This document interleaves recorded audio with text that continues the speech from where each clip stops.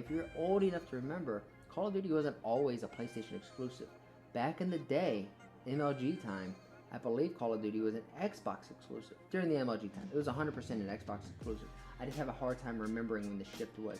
Because if I remember right, Black Ops 2 was an Xbox exclusive, not a PlayStation exclusive. Or at least it had exclusivity with Xbox. I could be talking out of my butt here.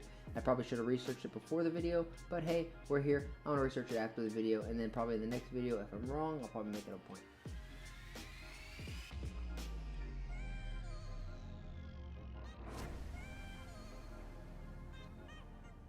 Hey, what's up, y'all? It's your boy, it's Elliot. Welcome back to another take here with Esports in Elrod, and I want to do a little follow-up video on the Microsoft transaction, the groundbreaking, world historic $76.5 billion acquisition of Activision and Blizzard this past week. If you're unfamiliar, Microsoft had to pull out one of the most gangster moves I think I've ever seen out of a company ever.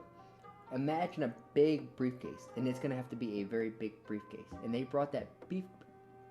They brought that, well, they probably did bring that beef, but that briefcase with them to Activision and Blizzard and say, hey, look, you guys are a AAA studio. You're acting like a 0A studio. Bobby Kotick, you need to put your dick back in your pants and stop shredding up, files allegedly, for sexual assault allegations, because it doesn't make you look all that good. So you know what we're gonna do? We're actually just gonna buy you guys outright. We brought a briefcase here. You can see opens up. It's $67.5 billion in cash.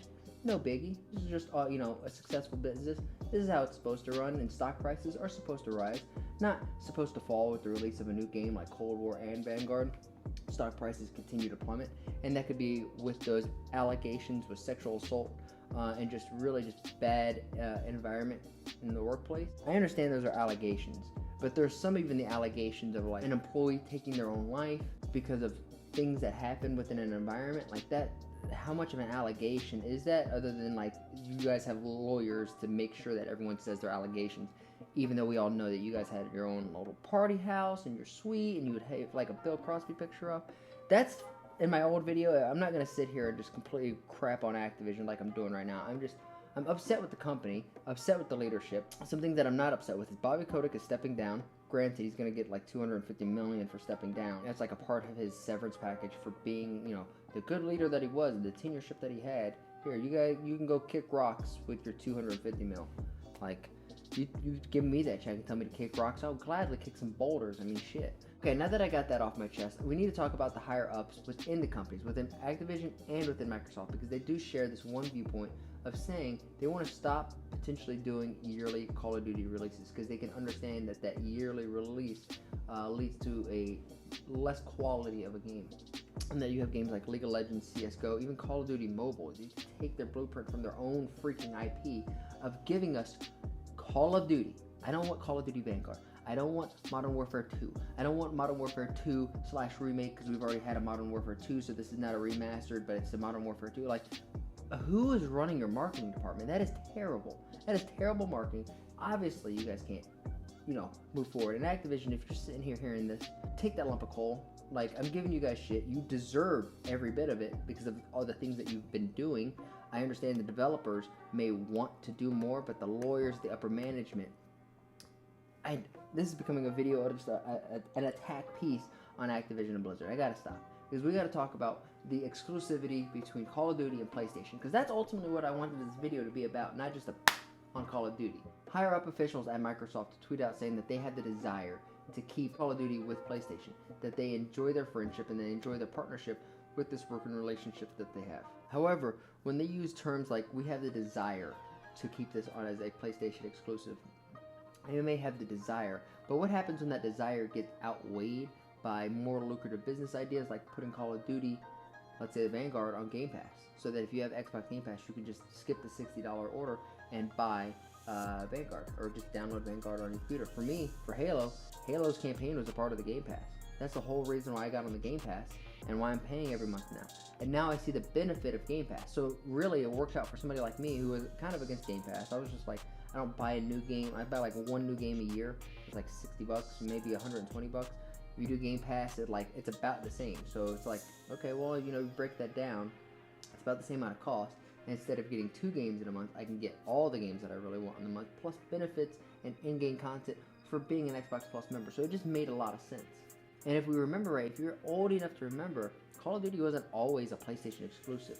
Back in the day, MLG time, I believe Call of Duty was an Xbox exclusive. During the MLG time, it was 100% an Xbox exclusive. I just have a hard time remembering when the shift was. Because if I remember right, Black Ops 2 was an Xbox exclusive, not a PlayStation exclusive. Or at least it had exclusivity with Xbox. I could be talking out of my butt here. I probably should have researched it before the video, but hey, we're here. I'm going to research it after the video, and then probably in the next video, if I'm wrong, I'll probably make it a point. Now, for all my Halo kids, Anaheim is right around the corner, so we're going to see some great freaking Halo action. But I have to, take a step away because I'm not all Halo.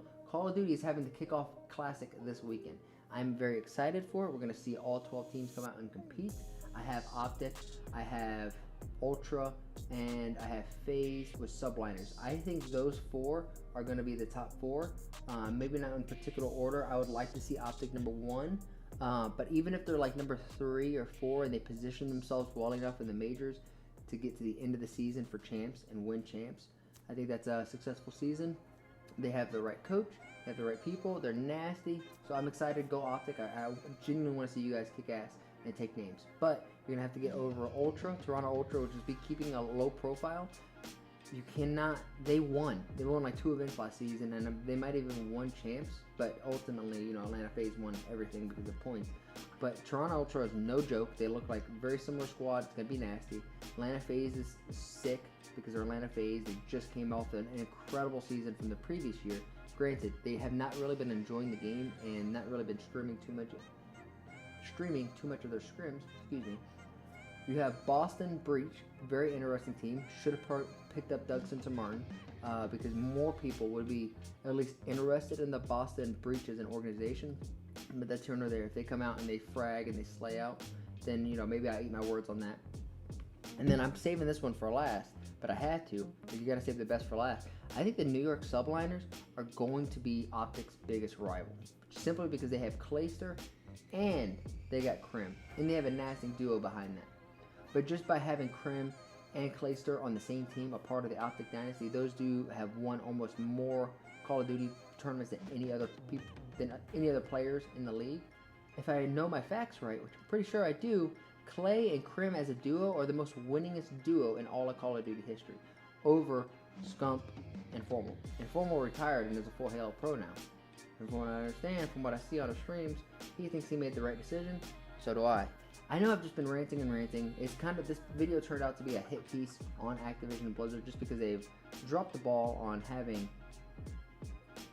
arguably one of the most influential and, influential games around. Call of Duty. Whether you love it, whether you hate it, however you feel about it, it's a mainstay in the entertainment space. It's a main staple in first-person shooters.